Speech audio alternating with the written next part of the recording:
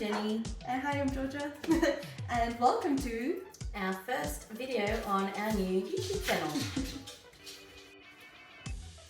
If you found your way here, I'm betting it's because you're either already journaling or you want to start journaling and you're confused about the different styles and types of journals that are out there. So let's have a look at some of the different styles, purposes and materials that you can use in journaling, and hopefully that'll give you enough information to start journals of your own or to feel comfortable in what you're already doing.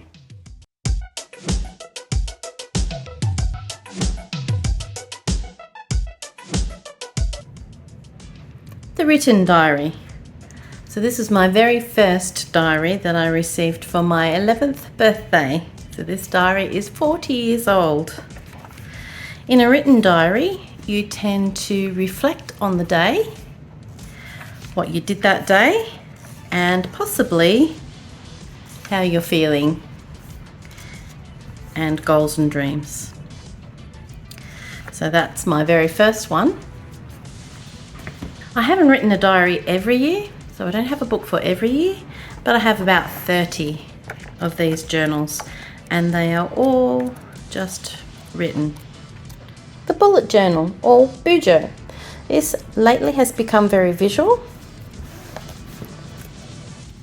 but it is intended as an organisational tool. So there are planning for what happens during the day. Quite often there are also reflections. There's habit tracking. The family scrapbook.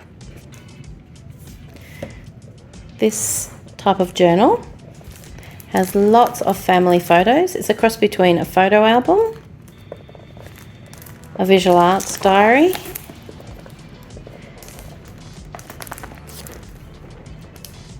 and reflections. The Discovery Journal.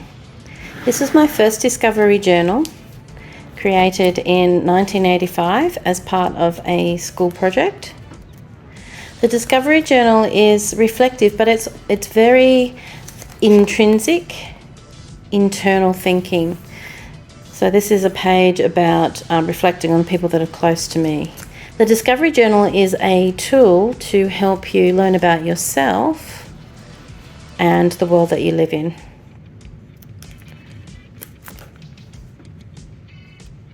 So this one's from the 80s, and this one is newer, from 2000.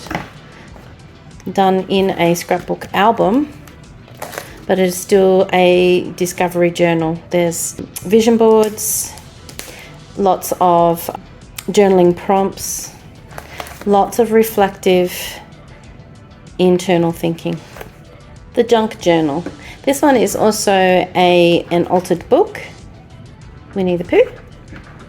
So the junk journal tends to reuse materials and to have a lot of elements that can be moved. And as usual, I've included a lot of reflective work in mine, but not everybody does. Some junk journals are purely visual. My junk journals tend to include mementos, but there will always be reflective writing in my junk journals. The art journal. So this one is more about the visuals. They're sometimes called a visual journal. It's more about the art and less about the writing, although in my journals I really do like to have a reflective element. So I do tend to include not just quotes, but writing and reflecting. Definitely more art-based, much more visual.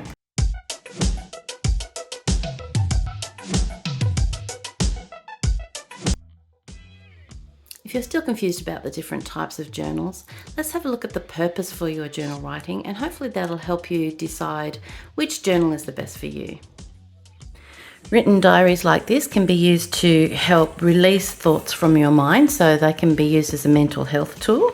So sometimes therapists will ask you to take everything that's in your head and put it on the page so that you no longer feel the need to hold on to those thoughts, or you can analyze those thoughts. So they're a very good mental health tool, as well as just a record of your life. So obviously the planner is used as an organisation tool so that you can track where your appointments are going to go in and keep your eye on when those are happening.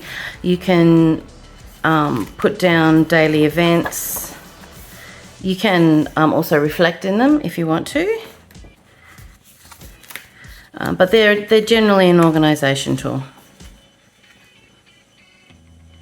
So this type of journal I feel is probably the best for mental health, for helping you heal, helping you overcome trauma, or just learning about yourself. So helping you maintain positive health and overcome negative mental health issues, because it has things like vision boards, journaling prompts, so it's very deep introspective thought journaling. The family scrapbook is like a memory tool. I'm sure we've all had photo albums in the past, but it's for people who want to be a little bit more creative, but not necessarily want to draw or paint, tending to use more bought products like the papers, stickers, little elements. Sometimes little elements are made, but it's more of a paper craft than paint or other media. Okay, so the art journal is generally for practicing art techniques. This one I was taking a course, so I was taking a couple of courses. I was trying out new techniques and doing the courses in this art journal. And then towards the end of it, I started, once I'd sort of finished those courses, I started doing some reflections in there as well. But this is, an art journal is generally for practicing art techniques, trying new styles. So in this page, I was attempting darker skin. I very rarely do darker skin. It can also be a bit of a record of different techniques. So this was a watercolor technique that I was trying. This one was layering, and I wanted to get the stone right for a larger painting that I was doing.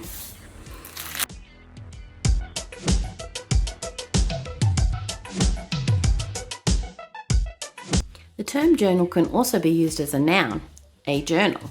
So let's have a look at some different types of books that are available or that you could create to give you a better idea of if you are using the right kind of book, or if you need to try something different, or where you can start.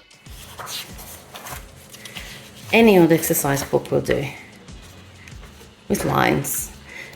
As you're probably not going to keep these, you don't want anything too precious. If you're writing as a keepsake, something that you want to hold on to, you want a pretty cover, you want a nice thick journal with lots of pages to write in, or something very special.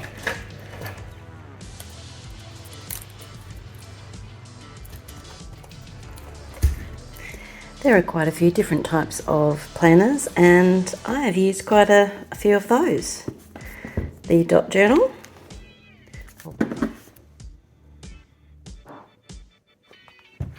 the Fauxbonichi,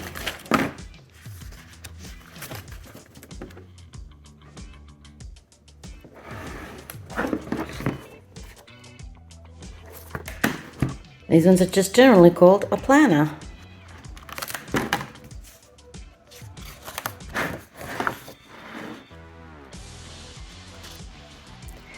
You of course have to choose the right type of planner for yourself. I've tried lots, but I'm finding the Fauxbonichi is the best for me at the moment. This is my plan for this year. In Australia we call them a diary, as well as the written diary, which is a good way to confuse things. So my planner for this year just has the date and a space. This is an A5 journal, a space for me to write down what I'm going to do during the day or any important notes. It also has at the beginning a monthly overview so that I can write down important dates. So this is a diary that they're commonly sold in newsagents or even in supermarkets in Australia. For scrapbooking, I do recommend that you spend the money and get a good album. This one's from Creative Memories, and I know that it's archival. I've had scrapbooks and albums fall apart because they weren't archival and the tape I was using didn't hold. So for an art journal, I do recommend also that you spend a decent amount of money to get a good paper. A paper that's too thin won't hold water or inks. So this one has a reasonably thick page. I think it might be 200 GSM, but it doesn't hold water very well. This one is a Jane Davenport journal, and I know it's excellent quality. It's got watercolor weight paper, so it will hold watercolors very well. I've only just started this one, so there's not very much in there to show you yet. This one has also got watercolor weight paper, a lovely present from Georgia for me for Christmas, but it's smaller and it will hold water as well, so it's got a very good weight of paper. I mean, this one has a customized cover as well, but I do recommend also spending a little bit of money if you are interested in doing mixed media or any media with water. Spend the money and get good paper. Junk journals are great. You can use anything. So you can make up your own journal using scraps, or you can use an altered book. And these are good because they've got a hard cover and a really good spine. So I know this is not going to fall apart on me as I use it. You can make a discovery journal out of literally anything. So I use my junk journal, my art journal,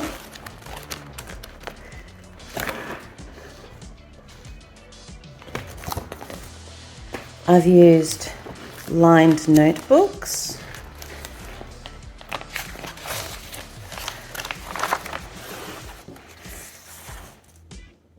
and I've used the scrapbook style.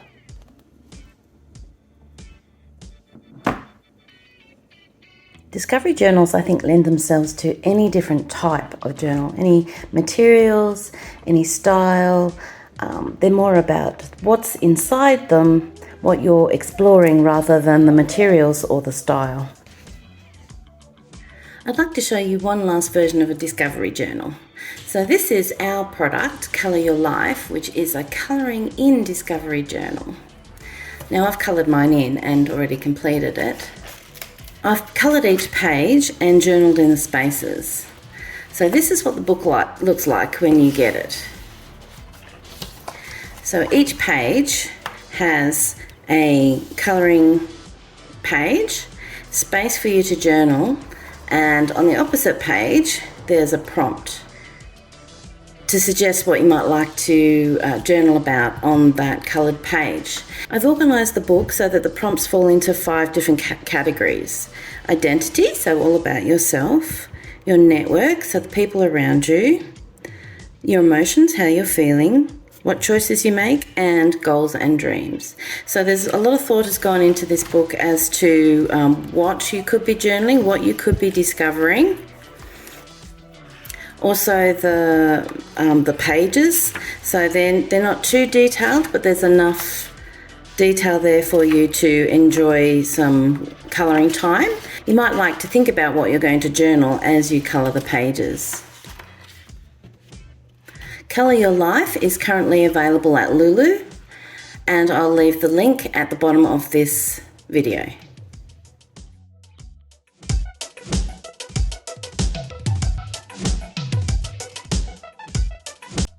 It might be a good idea to just take a moment to write down or to think about why it is that you want to start a journal. Is it because you've seen some lovely work on the internet? Is it because somebody suggested you should be reflective in your thinking? Or perhaps you just want to make a record of your days? We hope we help you decide on what journal to use for your brand new adventure or for your next project. Georgia and I formed Illustrated Insights to create resources and a community for journalists because we both use it consistently in our mental health journey. We'd like nothing better than to be a part of your journey. So please connect with us in our Facebook group, which is linked below. Like this video and subscribe so you don't miss out on future videos, where we'll be posting tutorials, challenges and other fun. And please join us next week for a Discovery Journal challenge that you can be a part of.